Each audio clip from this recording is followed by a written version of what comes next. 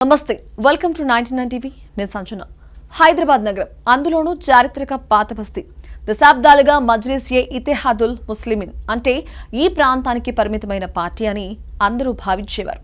కానీ గత 10 ఏళ్లలో ఆ పార్టీ రూపం మారిపోయింది.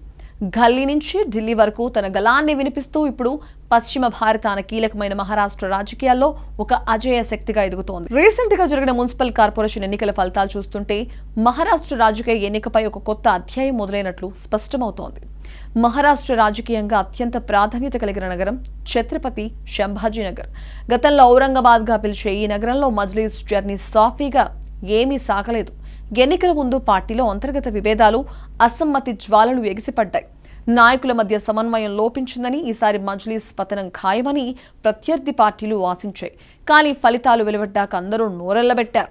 2015లో కేవలం 24 స్థానాలకే పరిమితమైన మజ్లిస్ ఈసారి ఏకంగా 33 సీట్లను కైవసం చేసుకుని రెండో అతిపెద్ద పార్టీగా అవతరించింది. ఒకవైపు శివసేన, బీజేపీ వంటి బలమైన పార్టీల పోటీని తట్టుకుంటూనే తన ఓటు బ్యాంకును పెంచుకుని అసమ్మతివాదుల నోళ్లు మోయించింది. ఇది కేవలం గెలుపు మాత్రమే కాదు, ఆ పార్టీ నాయకత్వంపై ప్రజలకున్న నమ్మకానికి నిదర్శనం. నాసిక్ జిల్లాలోని మాలేగావ్ రాజకీయాలు ఎప్పుడూ వేడిగానే ఉంటాయి. ఇక్కడ జరిగిన పోరులో ఎంఐఎం చరిత్ర సృష్టించింది. మొత్తం 84 వార్డులున్న ఈ కార్పొరేషన్లో 20 స్థానాలను గెలుచుకుని మజ్లిస్ అగ్రస్థానంలో నిలిచింది. ఇక్కడ విశేషం ఏంటంటే దేశవ్యాప్తంగా తిరుగులేని శక్తిగా ఉన్న బీజేపీ 18 స్థానాలతో రెండో స్థానానికి పరిమితం కావాల్సి వచ్చింది. మలేగావ్ గడ్డపై మజ్లిస్ జెండా ఎగరడం వెనుక క్షేత్రస్థాయిలో ఆ పార్టీ చేసిన కృషి కనిపిస్తోంది.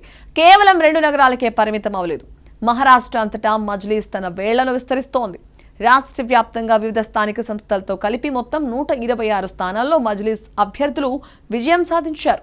గతంలో ఉత్తరప్రదేశ్, బీహార్ రాష్ట్రాల్లో ఎమ్మెల్యే స్థానాలను గెలుచుకుని తన సత్తా చాటిన ఎంఐఎం ఇప్పుడు మహారాష్ట్రలో కింగ్ మేకర్ పాత్ర పోషించే దిశగా అడుగులు వేస్తోంది.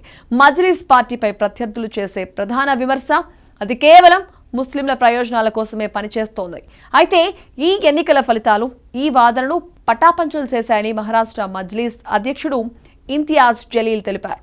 మజ్లిస్ తరపున ఈసారి కేవలం ముస్లింలే కాదు, ఎస్సీ/ఎస్టీ వర్గాలతో పాటు హిందూ అభ్యర్థులు కూడా బరిలోకి దిగి విజయం సాధించారు. సమ్మిళిత రాజకీయాలు చేస్తున్నామని, దళితులు, ముస్లింల ఐక్యతే తమ బలమని జలీల్ చెప్పారు.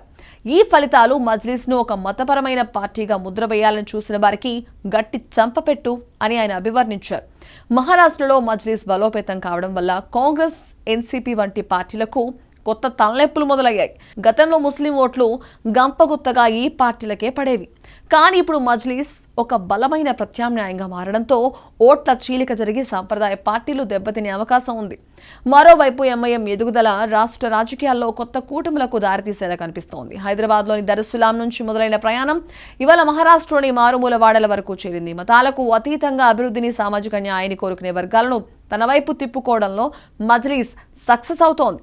రాబోయే అసెంబ్లీ ఎన్నికల్లో ఈ మున్సిపల్ ఫలితాలు ఎలాంటి ప్రభావం చూపుతాయో, మహారాష్ట్ర రాజకీయాల్లో ఈ పతంగి సింబల్ ఎంత ఎత్తుకు ఎదుగుతుందో వేచి చూడాలి. మహారాష్ట్ర మున్సిపల్ ఎన్నికల ఫలితాలు ఒక విషయాన్ని స్పష్టం చేస్తున్నాయి. రాజకీయాల్లో ఏది శాశ్వతం కాదు. ఒకప్పుడు హైదరాబాద్ పాతబస్తీ గల్లీలకే పరిమితమైన మజ్లిస్ ఇప్పుడు మరాఠా గడ్డపై పవర్ఫుల్ పొలిటికల్ స్టారప్ల దూసుకుపోతోంది. ఇది రాబోయే కాలంలో జాతీయ రాజకీయాల్లో కూడా పెను మార్పులకు ఇండికేషన్గా మారొచ్చని నిపుణులు అంచనా వేస్తున్నారు.